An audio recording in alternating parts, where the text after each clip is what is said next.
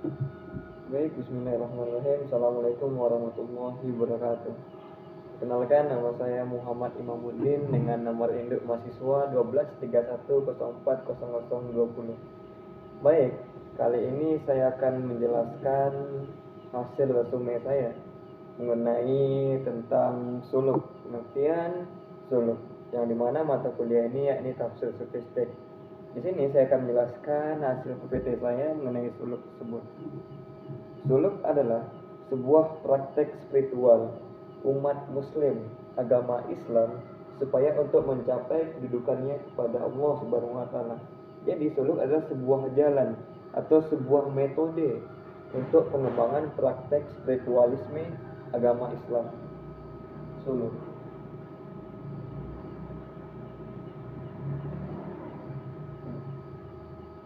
Sebelum itu kita akan mengetahui apa sih suluk itu. Suluk adalah yang seperti yang saya katakan tadi. Suluk merupakan suatu pengembangan metode pengembangan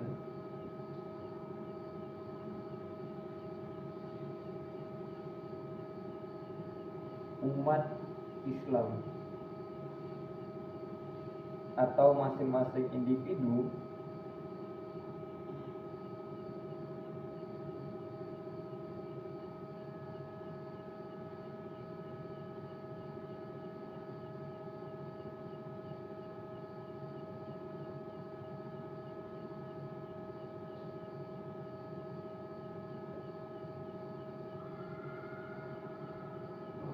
Nah, di sini suluk merupakan suatu pengembangan umat Islam atau masing-masing per individu untuk mengenal siapa sih penciptanya, mengenal suatu roh spiritualisme agar mendekatkan diri kepada Allah Subhanahu wa taala.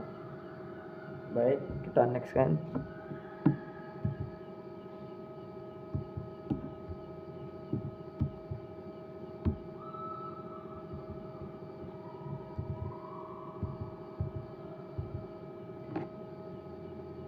Untuk selanjutnya, apakah ada suatu dalil dalam Al-Quran mengenai tentang suluk ini? Dalam ayat Al-Quran di surat Al-Maidah ayat 53, Allah Subhanahu wa taala memberikan sebuah petunjuk dan sebuah pedoman tentang praktek suluk. Nah, di sini ayat ini menekankan pentingnya kesungguhan dan ketulusan dalam menjalani jalan spiritual. Berarti berdasarkan dalil. Adapun dalilnya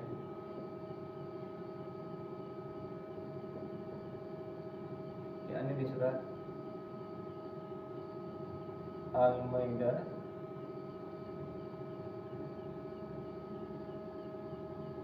ayat 43.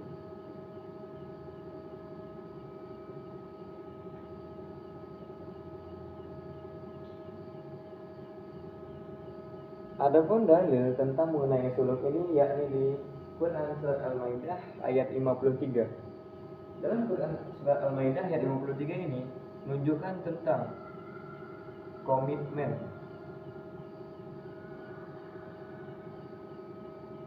serta kerja keras untuk menggapai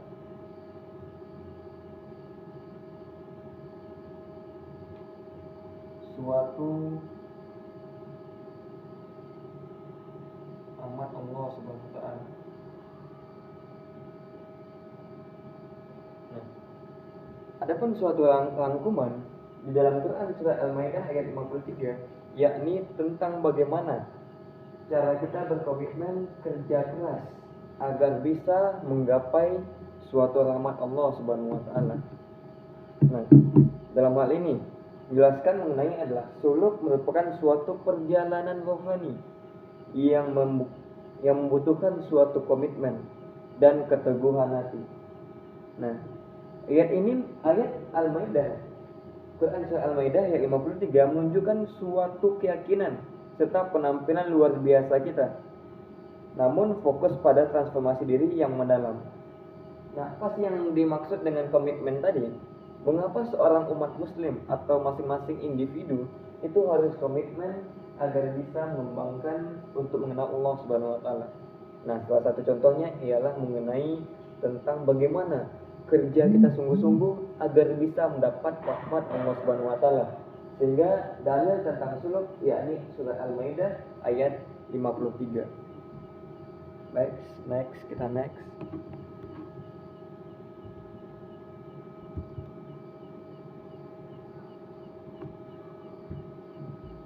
Adapun definisi mengenai suluk, terdapat 3 definisi. Yakni pertama, perjuangan spiritual, perjuangan agama kita atau suatu hati kita. Adapun definisi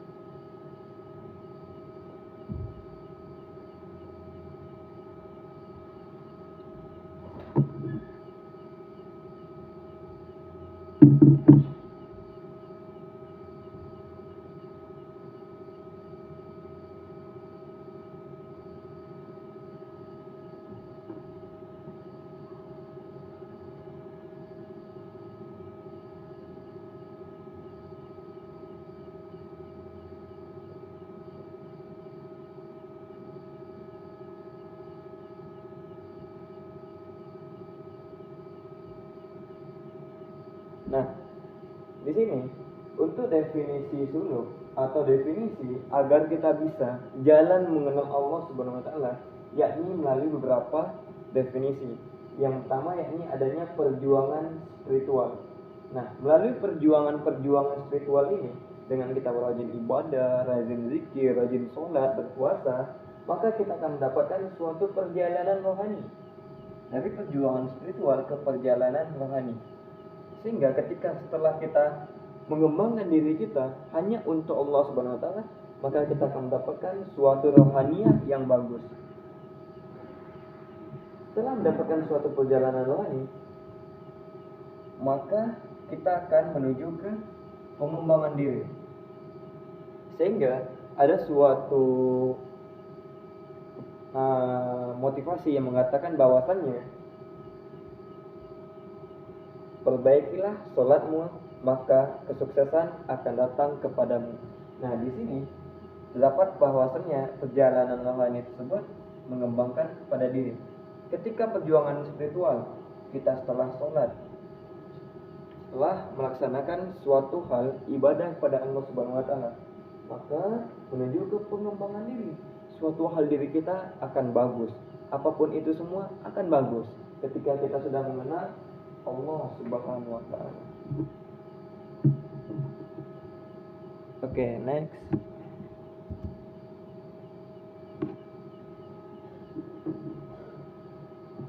Adapun konsep suluk dalam Al-Qur'an adalah begitu banyaknya berapa komitmen kita. Nah, apa saja sih salah satu konsep suluk dalam Al-Qur'an tersebut? Dalam konsep suluk dalam Al-Quran, Al-Quran menyajikan beberapa definisi suluk. Yang pertama yakni untuk pembersihan hati dari sifat-sifat buruk dan penguatan akhlak mulia. Ketika kita setelah mendapatkan perjuangan spiritual, dapatkan perjalanan rohani, setelah mendapatkan pengembangan diri, maka akan mendapatkan suatu konsep suluk, yakni pembersihan hati.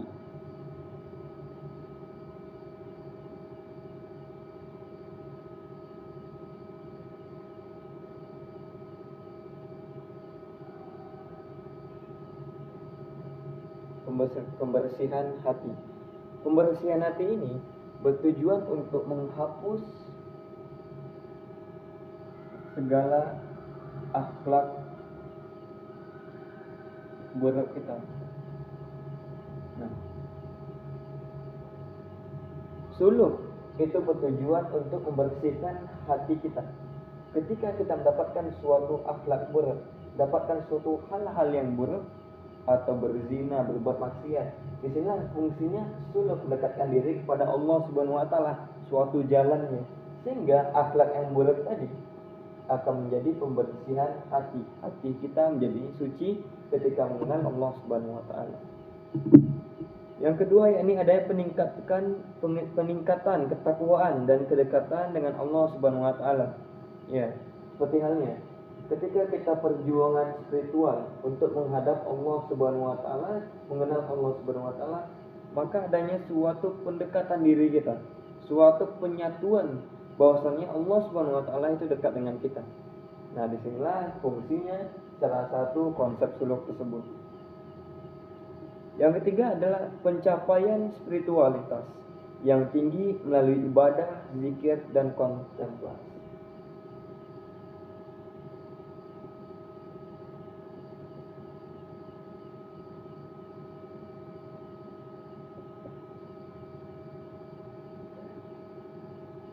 Ketika kita sudah mengenal yang namanya suluk, mengenal Allah Subhanahu wa taala, tentu ada suatu jalan.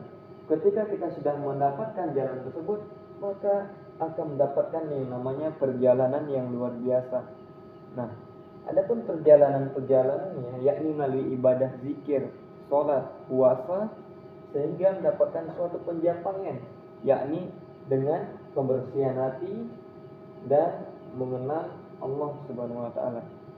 Sehingga disebutlah suatu konsep suluk, yakni mendapatnya suatu pencapaian yang luar biasa.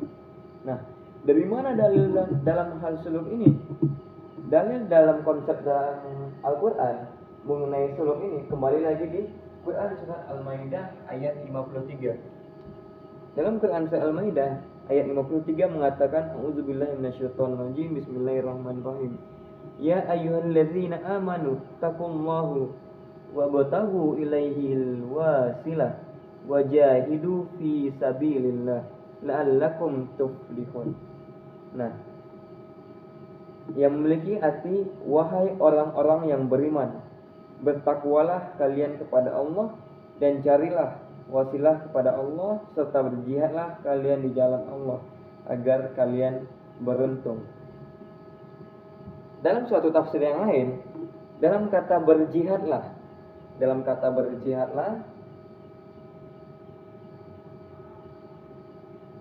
di sini sebagian tafsir mengatakan bahwasannya bersuluklah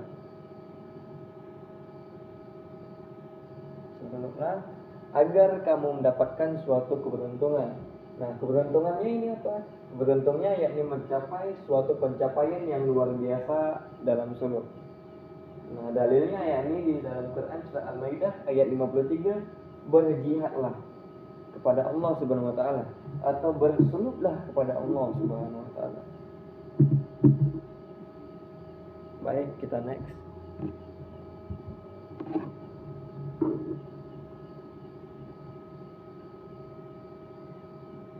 Untuk selanjutnya, adapun suluk secara bahasa diambil makna yang berarti perjalanan atau jalan. Dalam konteks spiritualitas Islam, suluk merujuk pada perjalanan rohani yang dilakukan oleh seseorang muslim untuk mencapai kedekatan dengan Allah Subhanahu wa taala. Suluk melibatkan berbagai latihan dan disiplin diri seperti zikir, muhasabah, dan tafakkur dengan tujuan untuk hati dan meningkatkan kualitas spiritualitas. Nah, seperti yang saya katakan di awal, suluk adalah suatu jalan yang berasal dari bahasa Arab. Nah, jalan untuk mengenal kepada Sang Pencipta kita, Allah Subhanahu wa taala. Mencapai suatu pencapaian luar biasa untuk membersihkan hati kita, serta dibutuhkannya perjuangan-perjuangan agar kita mendekatkan diri kepada Allah Subhanahu wa taala. Nah, dengan apa metodenya? Metode suluk yang utama dengan cara sholat, zikir, puasa, muhasabah diri, dan mendekatkan diri kepada Allah Subhanahu wa taala. Kita next.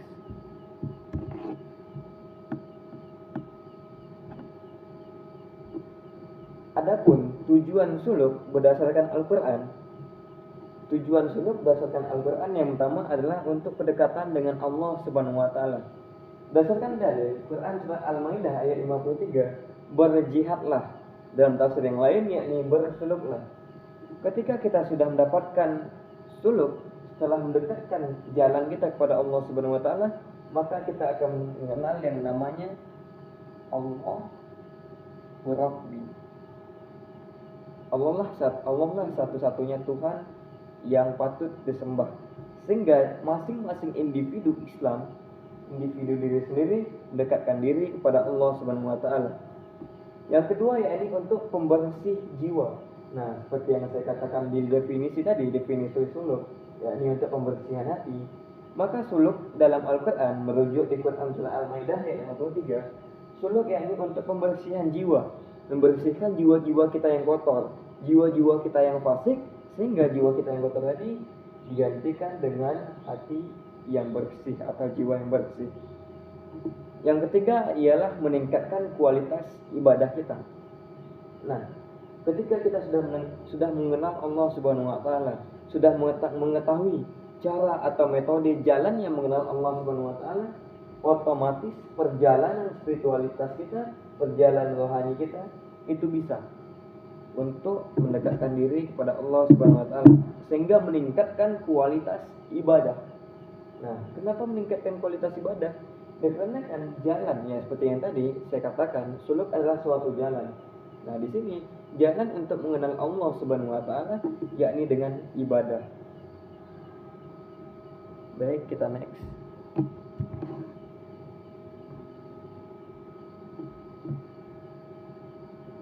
Apakah ada dalil-dalil Al-Quran mengenai suluk ini selain Quran surah Al-Maidah ayat 53? Ada.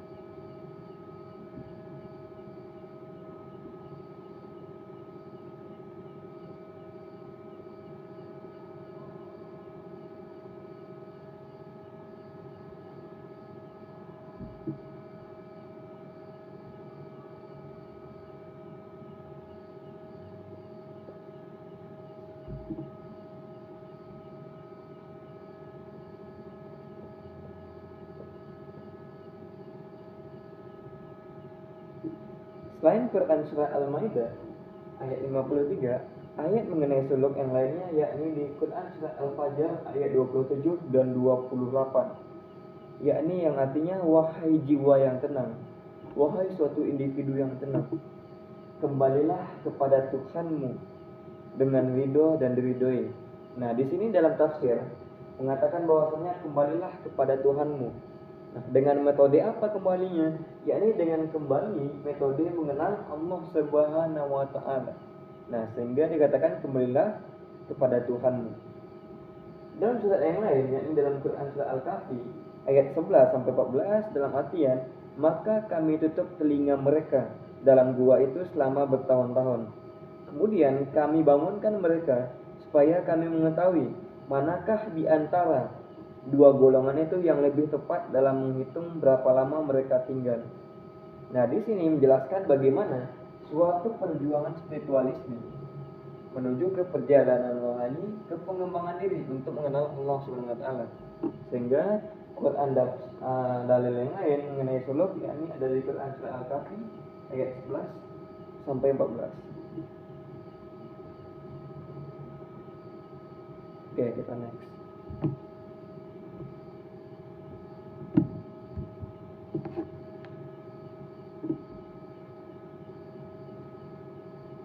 Adapun tahapan-tahapan cara kita menuju mengenal Allah Subhanahu wa taala, jalan-jalan atau metode agar kita mengenal Sang Pencipta kita, yakni pertama dengan taubat.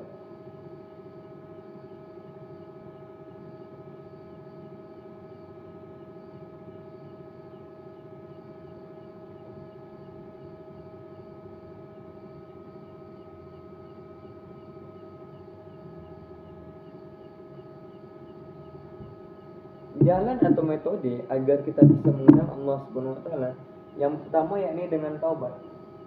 Apa sih taubat itu? Taubat adalah suatu upaya agar kita betul-betul menginginkan suatu hal hijrah dari maksiat ke suatu hal yang benar. Nah, yang kedua yakni ada zuhud. Zuhud merupakan suatu meninggalkan perkara duniawi, mengejar cintanya Allah Subhanahu wa taala, mengenal Allah Subhanahu wa taala. Sehingga kita meninggalkan yang namanya sifat-sifat duniawi. Setelah kita taubat, maka otomatis kita mengenal Allah. Dengan mengenal Allah, maka kita akan meninggalkan yang namanya sifat-sifat duniawi. Setelah sifat duniawi, maka muncullah yang namanya metode riyadhah. Nah, riyadhah adalah suatu latihan spiritual. Latihan-latihan ini seperti halnya meditasi zikir dan mengenal Allah. Inilah yang namanya riyadhah. Atau dalam tanda kutip yang lain, perjalanan untuk melatih perjuangan spiritualisme kita.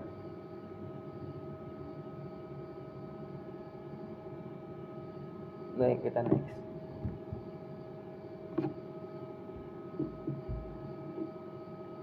Adapun peran suluk dalam pembersihan jiwa, yakni memainkan peran penting dalam pembersihan dan penyucian jiwa. Melalui praktek suluk, seorang individu dapat menyingkirkan sifat-sifat negatif seperti ego, keserakahan, dan ketamakan, serta mengembangkan sifat-sifat positif seperti kerendahan hati, kesabaran, dan kepasrahan kepada Tuhan. Suluk membantu memurnikan hati dan memfokuskan pikiran, sehingga memudahkan seorang untuk mencapai kedekatan dengan Sang Pencipta. Proses pembersihan jiwa ini penting untuk mencapai ketenangan batin dan kebahagiaan yang sejati. Nah, inilah yang tadi saya katakan bahwasannya suluk itu sangat bisa untuk pembersihan jiwa. Ketika akhlak kita adanya suatu ego, ada suatu sifat tamak, suatu sifat serakah, maka sangat penting ketika akhlak tersebut sudah kita hapus, akan melahirkan yang namanya akhlak yang suci, akhlak yang bersih, yakni sifat menjadi rendah hati, sifat menjadi berbuat kebaikan. Baik, kita next. Untuk selanjutnya, suluk dan hubungannya dengan ibadah lain. Yang pertama itu, suluk dapat melengkapi suatu ibadah yang lain. Yang kedua adalah ibadah sampai wujud aplikasi suluk. Yang ketiga, peran suluk dalam menghayati ibadah. Yang keempat ada integrasi suluk dan ibadah. Nah, yang pertama, suluk dan ibadah saling melengkapi. Di sini suluk adalah suatu jalan, metode untuk mengenal Allah Subhanahu wa taala. Prakteknya, caranya yakni dengan ibadah. Nah, sehingga suluk dan ibadah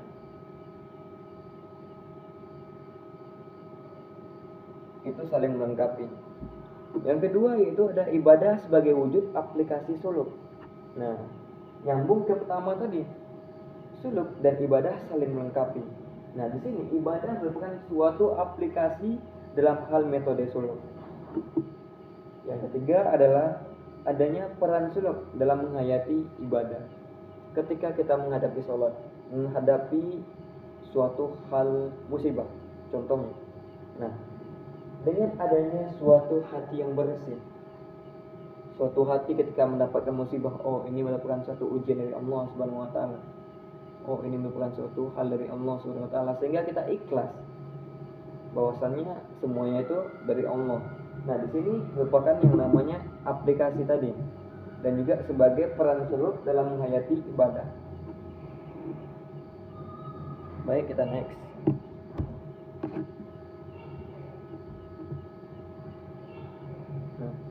Bagaimana sih praktek-praktek suluk di setiap harinya dalam kehidupan kita?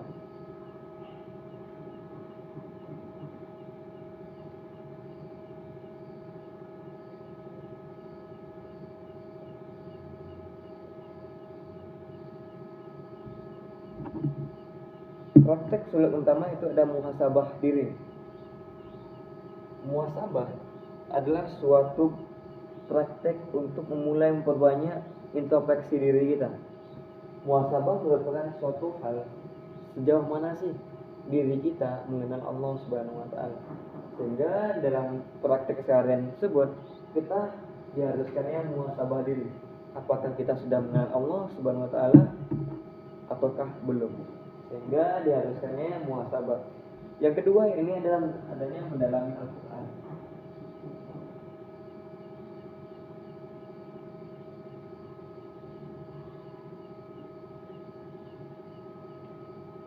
Ketika kita setelah mendalami Al-Quran, maka muncullah yang namanya tadi penghayatan dalam aplikasi suluk atau ibadah. Nah, seperti halnya dalam metode yang lain, yakni dengan membaca Al-Quran, mendalami Al-Quran, kita hati-hati. Yang ketiga yakni ada zikir. Ini poin besar.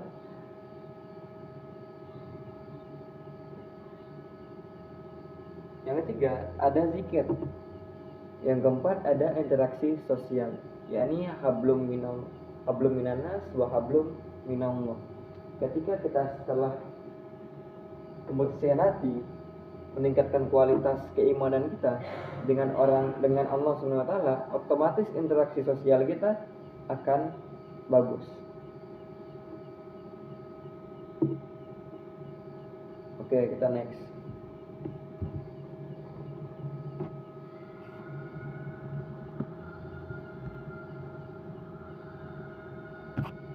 Untuk selanjutnya adalah tantangan dan hambatan dalam menjalankan suluk. Adapun tantangan dan hambatan dalam menjalankan suluk, ini pertama adanya kurangnya komitmen dan kesabaran. Yang kedua adanya godaan dan distraksi. Yang ketiga kurangnya bimbingan spiritualisme. Keempat keterbatasan sumber daya. Nah, kurangnya bimbingan spiritualisme ini dalam suluk namanya dengan mursyid, yakni mencari siapa sih guru kita. Nah, otomatis harus berkomitmen untuk mengembangkan suatu kesabaran tadi, yakni didampingi oleh mursyid. Oke, kita next. Selanjutnya kesimpulan dan pesan utama.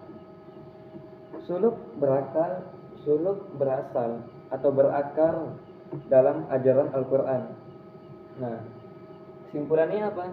Kesimpulannya, Al-Quran mempertegas di dalam dalil Al-Maidah ayat 53 yang dalam tafsirnya maka berjihadlah, dalam tafsir yang lain maka bersuluklah. Sehingga ketika kita sudah berjihad, kesimpulannya maka kita akan mendapatkan suatu jalan, suatu metode untuk mengenal Allah Subhanahu wa taala.